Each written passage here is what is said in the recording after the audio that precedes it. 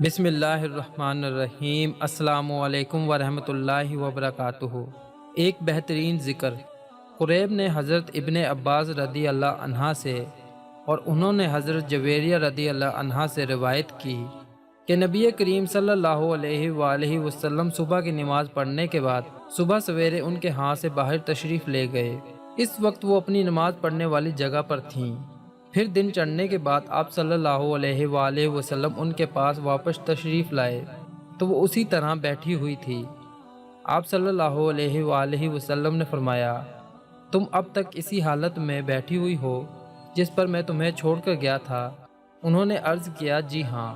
نبی کریم صلی اللہ علیہ وآلہ وسلم نے فرمایا، تمہارے ہاں جانے کے بعد میں نے 4 کلمے 3 بار کہے ہیں، اگر ان کو ان کے ساتھ تولا جائے جو تم نے آج کے دن میں اب تک کہا ہے تو یہ ان سے وزن میں بڑھ جائیں۔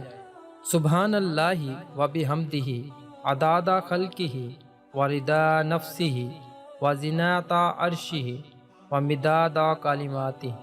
پاکیزگی ہے اللہ کی اور اس کی تعریف کے ساتھ، جتنی اس کی مخلوق کی گنتی ہے اور جتنی اس کو پسند ہے، اور جتنا اس کے عرش کا وزن اور جتنی اس کے کلمات کی سیاہی ہے۔